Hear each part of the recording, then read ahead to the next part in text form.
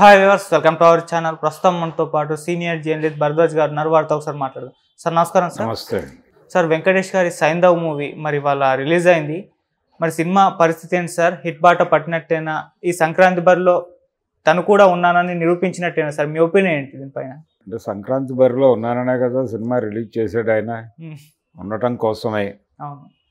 అంటే ఇది టోటల్గా ట్రైలర్లో, టీజర్లో, ప్రీ రిలీజ్లోను అతను డైరెక్టర్ శైలేష్ ఏం చెప్పాడు అదే ఉంది సినిమాలో. యాక్షన్ సినిమాలను ఇష్టపడే వాళ్ళకి ఈ సినిమా నచ్చుతుంది. అంటే స్టైలిష్ యాక్షన్తో ప్యాక్ చేశాడు. దానికి కొంత అంటే ఒక సపోర్ట్ తీసుకున్నాడు. ఒక సపోర్ట్ ఏం తీసుకున్నాడంటే మెడికల్ మాఫియా తీసుకున్నాడు. అలాగే ఫాదర్ అండ్ డాటర్ ఎమోషన్స్ తీసుకున్నాడు.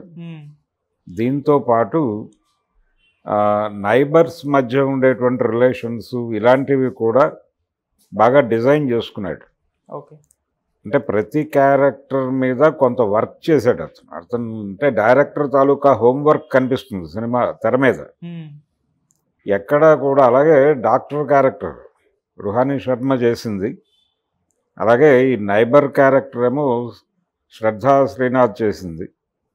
ఆ క్యారెక్టర్స్ని కూడా చాలా డిగ్నిఫైడ్గా డిజైన్ చేశాడు. అలాగే ఆండ్రియాకి ఒక యాక్షన్ ఇమేజ్ ఉంది ఆల్రెడీ. సో అదే ఏరియాలో ప్లేస్ చేశాడు అమ్మాయిని. అయితే టోటల్గా సైంధవ సినిమా విన్నర్ ఎవరు అంటే టోటల్గా సినిమాలో అందరూ బాగా పెర్ఫామ్ చేశారు వెంకటేష్తో సహా. కానీ అందరికంటే కూడా ఎక్కువ మార్క్స్ కొట్టేసేది నవాజుద్దీన్ సిద్దికీ. ఓకే. నవాజుద్దీన్ సిద్దికీ స్టీల్ చేశాడు షోని.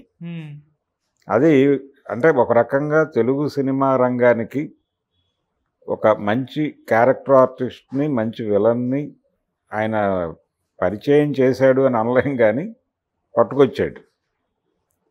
ఇన్ ఫ్యూచర్ ఆయన్ని బాగానే వాడతారు తెలుగు డైరెక్టర్లు అనేది మనకు అర్థమవుతుంది. ఈ సినిమాలో దాదాపుగా తనే విన్ చేశాడు సినిమాని. ఓకే. నవాజుద్దీన్ ఆ క్యాపబిలిటీ ఉన్నటువంటి నటుడే అతను. ఆ కెపాసిటీస్ ఉన్నాయి ఆయనకి, కాబట్టి లాక్కెళ్ళిపోయాడు. వెంకటేష్ విషయానికి వస్తే తను ఇప్పటిదాకా చేస్తున్నటువంటి అంటే రీసెంట్గా తను చేస్తున్న సినిమాలన్నీ కూడా ప్రయోగాత్మకంగానే వెళుతున్నాడు. అలాగే రీమేక్స్ మీద ఎక్కువ నడక ఉంది ఆయనది. 75వ సినిమా ఇది. ఈ 75 సినిమాల ప్రయాణాన్ని ఒక్కసారి వెనక్కి తిరిగి ఆలోచిస్తే ఎక్కువ రీమేక్స్ కనిపిస్తాయి ఆయన కెరియర్లో. రీసెంట్గా ఆయన చేసినటువంటి సినిమాలు నారప్ప కావచ్చు, దానికి ముందు చేసినటువంటి దృశ్యం 2 సినిమాలు కావచ్చు, ఇవన్నీ రీమేక్ల మీద ఎక్కువ కెరియర్ నడిచింది ఆయన. ఇది స్ట్రైట్ సినిమా. ఈ స్ట్రైట్ సినిమా యాక్షన్ డ్రామా ఎందుకు ఎంచుకున్నాడు, యాక్షన్ ఫ్యామిలీ డ్రామాని ఎందుకు ఎంచుకున్నాడు అంటే అంటే ఇప్పుడు రీమేకులు చేసేటువంటి టైంలో నుంచి వెళ్ళిపోయాం మనం. ఇప్పుడు రీమేక్ చేస్తే కుదిరే అవకాశం లేదు. ఎందుకంటే ఒక సినిమా రీమేక్ చేస్తున్నారు అనేది చెప్పిన మరుక్షణం ఆ సినిమా ఎక్కడుందో దొరుకుతోంది ఏదో ఒక ప్లాట్ఫామ్లో, దాని ఒరిజినల్ సినిమా. వెంటనే జనాలు ఆ సినిమా చూసేసి కంపారిజన్ టీజర్ నుంచి కంపేర్ చేసేస్తున్నారు. ఫస్ట్ లుక్ పోస్టర్ రిలీజ్ చేసిన క్షణం నుంచి ఇది అలా లేదు అని మాట్లాడేస్తున్నారు జనాలు సోషల్ మీడియాలో. ఇది ప్రమాదకరంగా మారింది. అందుకని రీమేక్స్ అనే దానికి కాలం చెల్లిపోయింది. మీరు ఇన్స్పైర్ అయ్యి ఆ కథని వాడి మీరు ఇంకో కథ రాసుకుని అది చెప్పకుండా మేనేజ్ చేయాలి తప్ప చెప్పి రీమేక్ చేసే పరిస్థితి వెళ్ళిపోయింది. అందుకని వెంకటేష్ కూడా రూట్ మార్చాడు. ఇప్పుడు రూట్ మార్చి స్ట్రైకింగ్గా ఉండాలి సినిమా అంటే రూట్ మార్చి చేస్తున్నటువంటి మొదటి సినిమా. 75వ సినిమా కెరియర్ పరంగా అయినప్పటికీ కూడా ఆయన రూట్ మార్చి చేస్తున్న సినిమా ఇది, చేసిన సినిమా. కాబట్టి కొంచెం కాన్షియస్గా ఉన్నాడు తను కూడా. అది కనిపిస్తుంది తెర మీద. నటన పరంగాను అలాగే అన్ని విధాలుగాను తన అభిమానుల్ని మాత్రమే కాకుండా అంటే వెంకటేష్ సినిమాలో ఈ ధోరణి ఉంటుంది అని ఫిక్స్ అయినటువంటి ఆడియన్స్ని కూడా డిసప్పాయింట్ చేయకుండా ఉండే జాగ్రత్తలన్నీ తీసుకున్నాడు ఆయన. ఆ మేరకు వెంకటేష్ కూడా చాలా బాగా పెర్ఫామ్ చేశాడు ఆ క్యారెక్టర్ని. తండ్రిగా ఒక అంటే తండ్రిగా అతని పెర్ఫార్మెన్స్ చాలా బాగుంది. సెంటిమెంటల్ సీన్స్లో చాలా బాగా చేశాడు. చాలా బాగా పెర్ఫామ్ చేశాడు. అలాగే సపోర్టివ్గా నిలబడేటువంటి క్యారెక్టర్లో శ్రద్ధా శ్రీనాథ్ కూడా చాలా బాగా సపోర్ట్ చేసింది. అతను వెంకటేష్ క్యారెక్టర్ని బాగా సపోర్ట్ చేసింది తను. ఇక డాక్టర్గా రుహానీ శర్మ కూడా తనకిచ్చిన క్యారెక్టర్, అంటే తను ట్రావెల్ ఉంది డైరెక్టర్తో ఇంతకుముందు కూడా హిట్ సిరీస్లో నటించింది తను. అవును. కాబట్టి ఆల్రెడీ ఆ అండర్స్టాండింగ్ ఉంది వాళ్ళకి, ఆ పద్ధతిలో వెళ్ళిపోయింది సినిమా.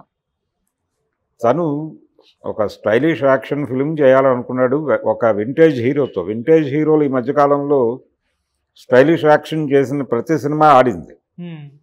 కమల్ హాసన్ విక్రమ్ కావచ్చు, రజనీకాంత్ జైలర్ కావచ్చు, ఇవన్నీ వర్కౌట్ అయిన సినిమాలే. కాబట్టి ఒక వింటేజ్ హీరోతో స్టైలిష్ యాక్షన్ చేస్తే వర్కౌట్ అవుతుంది అని అనుకుని మొదలుపెట్టిన ప్రాజెక్ట్ ఇది. ఓకే. దానికి ఒక ఫాదర్ అండ్ చైల్డ్ సెంటిమెంట్ జోడించాడు. దీంతో పాటు తను మాట్లాడిన ప్రతి అంశం మీద రీసెర్చ్ చేశాడు తను. ఏది ఆ మెడికల్ మాఫియా దగ్గర నుంచి మొదలు పెడితే ఈ సినిమాలో చాలామంది క్వశ్చన్ చేశారు ఆయన్ని, ఈ 17 కోట్ల ఇంజెక్షన్ గొడవ ఏమిటి అని. దాని గురించి నేను రీసెర్చ్ చేశానని చెప్పాడు ఆయన. చెప్పాడు, దానికి సంబంధించిన డీటెయిల్స్ కూడా చెప్పేశాడు ప్రపంచానికి, హైడ్ చేయకుండా. నిజంగానే చాలా పెద్ద ఇష్యూ అది, మెడికల్ మాఫియా అనేది చాలా పెద్ద ఇష్యూ. దాన్ని ఇంకొంచెం డీటెయిల్డ్గా కూడా మాట్లాడవచ్చు, కానీ తను కొంత ఒక లిమిట్లో వెళ్ళాడు. అలాగే ఇంకా చాలా విషయాలు మాట్లాడాడు ఈ సినిమాలో.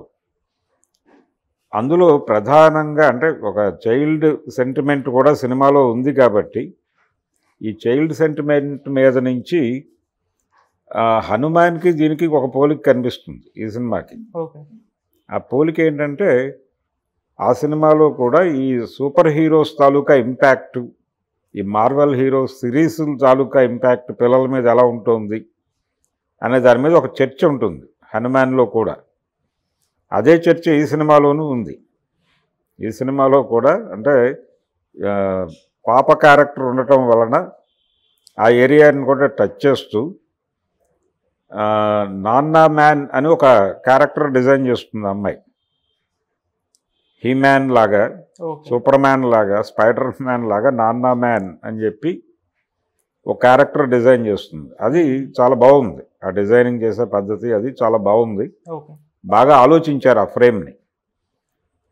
అక్కడ వరకు బాగుంది. కానీ ఈ మధ్యకాలంలో అంటే పిల్లలని గన్ కల్చర్కి అలవాటు చేయటము, గన్ కల్చర్కి అడిక్ట్ చేయటము, అలాగే వైలెంట్ కల్చర్కి విపరీతంగా ఎక్స్పోజ్ చేయటం, ఇది వాంటెడ్గానే జరుగుతోంది అనే చర్చ కూడా చేస్తాడు సినిమాలో.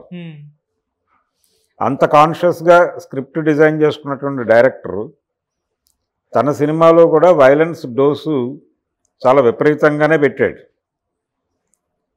అంటే మనకి పాత రోజుల్లో విశృంఖల శృంగారం తప్పు అని చెప్పే సినిమాలు అనే సందేశంతో సినిమా చేస్తారు. చివరిలో ఆ సందేశం ఉంటుంది, సినిమా అంతా శృంగారం ఉంటుంది. ఇది చూడటానికి వెళ్తారు జనాలు, ఆ చివరిలో సందేశం టైంకి లేచి వచ్చేస్తారు. ఇది ఒక ఫార్ములా లాగా కొన్ని సినిమాలు నడిచినాయి.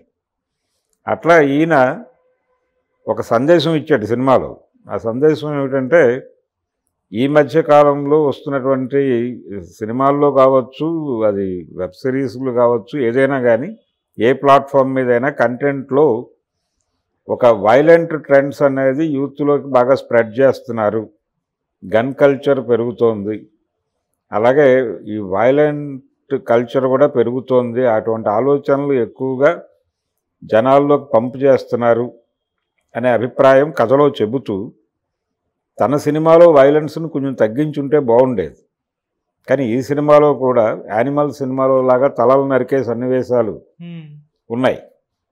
అది కొంచెం ఇబ్బంది పెడుతుంది తప్ప అదర్వైజ్ సినిమా టోటల్గా పర్వాలేదు, బాగానే ఉంది. మరీ ఇబ్బంది పెట్టే సినిమా కాదు.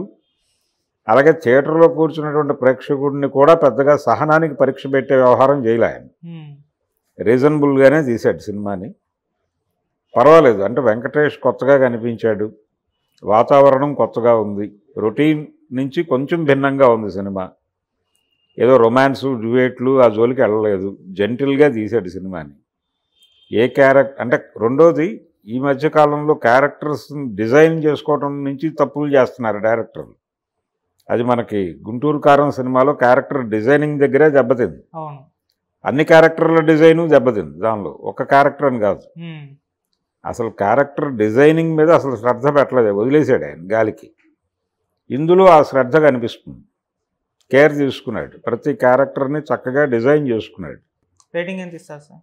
రేటింగ్ నేను అవుట్ ఆఫ్ 5 2.5 ఇస్తానండి.